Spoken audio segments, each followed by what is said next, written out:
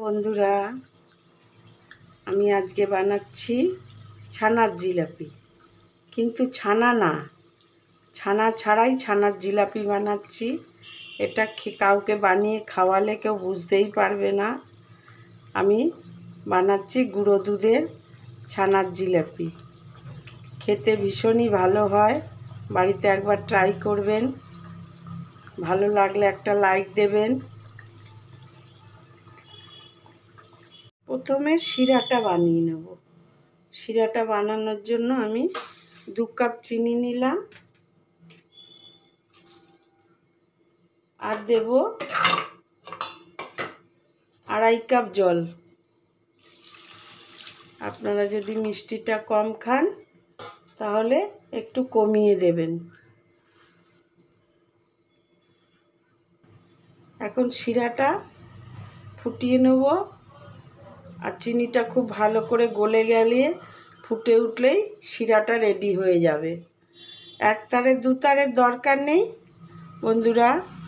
আমার গলাটা একটু খারাপ আছে সর্দি কাশির জন্য, ভুল ত্রুটি হলে মাফ করবেন। তা শিরাটা নাড়াচাড়া করতে করতে আমি চিনিটা গলিয়ে নেব।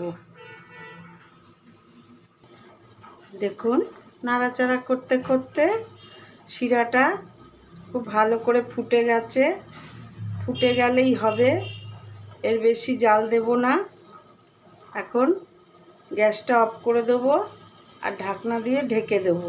শিরাটা ঢাকনা দিয়ে ঢেকে দিলাম, গ্যাসটা অফ করে দিলাম। একটা কাচের বোল নিয়ে নিলাম। আমি নেব 1 কাপ ময়দা, 1 কাপ গুঁড়ো দুধ।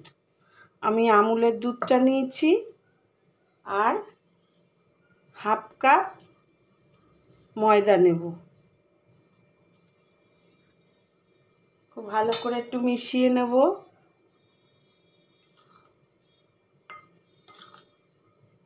একটু মিশিয়ে নিলাম।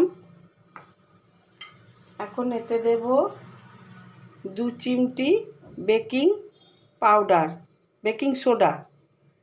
2 চিমটি দিলাম বেকিং সোডা, এর বেশি দেব না, 2 চিমটি দেব।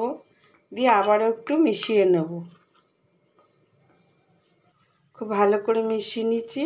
এবার দেব 1/2 টেবিল চামচ ঘি। 1/2 টেবিল চামচ ঘিটা দিয়ে খুব ভালো করে মিশিয়ে নিতে হবে। খুব ভালো করে মেশাতে হবে।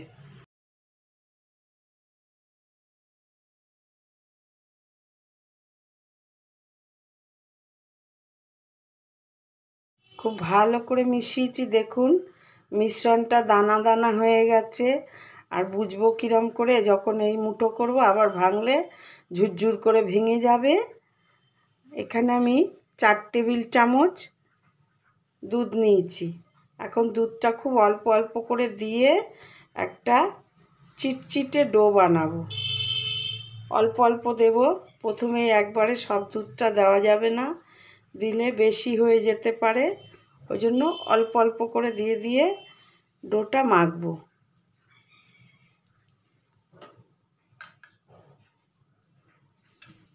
এরকম একটা চিটচিটে ডো হবে। এই ডোটা 10 মিনিট রেস্টে রাখবো, তাহলেই সেট হয়ে যাবে। তো 10 মিনিট পর আমি মিষ্টিটা বানাবো। 10 মিনিট পর ঢাকনাটা তুলে নিলাম। দেখুন পুরো সেট হয়ে গেছে। এখন আমি মিষ্টিটা বানিয়ে নেব। একটু ভালো করে আগে মেখে নিই, তারপরে ছোট ছোট লেচি করে মিষ্টিটা বানাবো।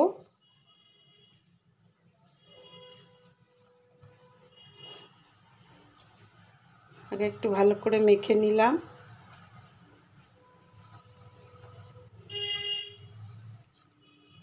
ভালো করে মেখে নিলাম। এবার এখান দিয়ে অল্প লেচি নেব ছোট করে, এই যে।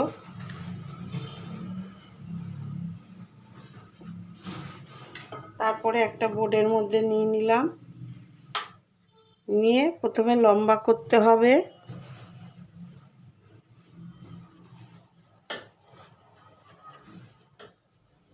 এরকম লম্বা করে নিতে হবে।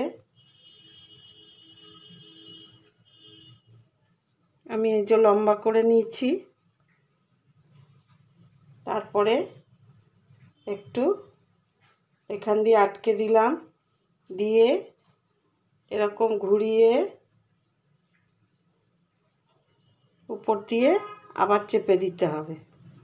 এই যে একটা হয়ে গেল। আমি আর একটা বানাচ্ছি। প্রথমে লম্বা করে নিতে হবে একটু,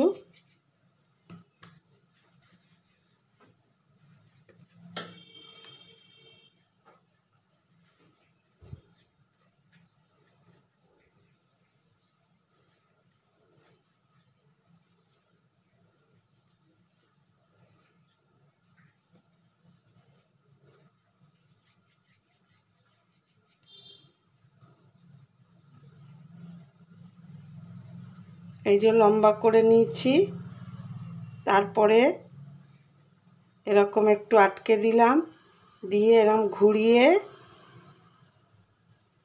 ঘুরিয়ে নিয়ে এই উপর দিয়ে ভালো করে চেপে দিতে হবে যাতে খুলে না যায় ভাজার সময়। দেখুন আমি সব একে একে বানিয়ে নিলাম। এবার তেলে ভেজে নেব। একটা কড়াইয়ে তেল বসিয়ে দিলাম, আর তেলটা আঙ্গুলে ছোঁয়া হয় এইরকম গরম করেছি, দেখে বুঝতে পাচ্ছেন। এই অবস্থায় আমি জিলাপিগুলো দিয়ে দেব।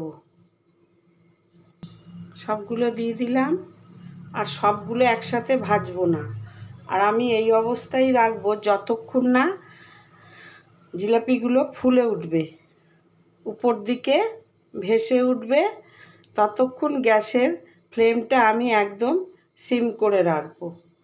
এগুলো আস্তে আস্তে নিজের থেকেই ফুলে উপর দিকে উঠবে।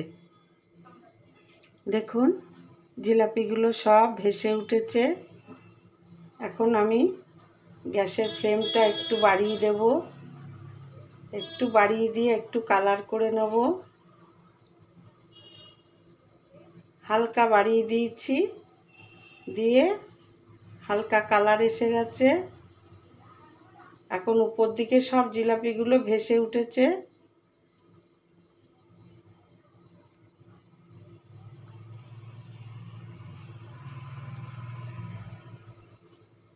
একটু যখন কালার হবে আবার গ্যাসটা আমি সিম করে দেব, করে দিয়ে একটা সুন্দর কালার আসা পর্যন্ত ভাজবো। একটু হালকা কালার এসে গেছে, এই যে, আর কত ফুলে গেছে দেখুন জিলাপিগুলো। তা এখন গ্যাসের ফ্লেমটা আমি সিম করে দিলাম। সিম করে দিয়ে উল্টে পাল্টে একটা হালকা সুন্দর কালার আসবে, তখন আমি তুলে নেব। ভাজতে ভাজতে দেখুন একটা সুন্দর কালার আসছে। এখনও যে কালার চাইছি সে কালার হয়নি, আমি আরও একটু ভেজে নেব। একটা যতক্ষণ না জিলিপির কালারটা আসছে ততক্ষণ ভাজবো। এখন জিলাপিগুলো একটা যে সুন্দর কালার এসে গেছে, এখন জিলাপিগুলো আমি নামিয়ে নেব। গ্যাসের ফ্লেমটা হাইতে করে দিলাম, হাইতে করে দিয়ে আমি জিলাপিগুলো সব তুলে নেব। এই দেখুন সুন্দর কালার এসে গেছে। এই যে বাকিগুলো আমি সেম পদ্ধতিতে ভেজে নেব। শিরাটা আমি ফুটিয়ে নিচ্ছি। শিরাটা ঠান্ডা হয়ে গেছিল, আর শিরায় মিষ্টি দেওয়ার সময় দেখে নিতে হবে হাতে জ্বলছে কি না, তাহলে মিষ্টিটা খুব গরম দেওয়া যাবে না। তাহলে এখন শিরার মধ্যে মিষ্টিগুলো দিয়ে দিলাম, আর বাদ বাকি মিষ্টিগুলো আমি একটু পরে দিচ্ছি। নাড়াচাড়া করে নিলাম, ভালো করে একটু নেড়ে চেড়ে নেব। নেড়ে চেড়ে নিয়ে আমি এখন ঢাকা দিয়ে দেবো। ঢাকা দিয়ে 2 ঘন্টা রেখে দেবো। 2 ঘন্টা পর মিষ্টিগুলো খাওয়ার জন্য রেডি হয়ে যাবে।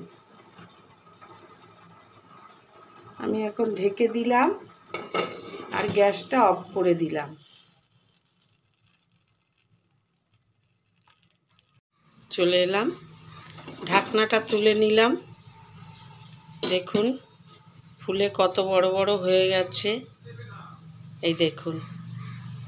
আর একদম রসে ভরে গেছে, খেতে খুবই ভালো হয়েছে।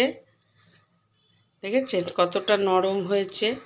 আমি একটা প্লেটে নিয়ে আপনাদের দেখাচ্ছি। এখন একটা প্লেটে নিয়ে নিলাম।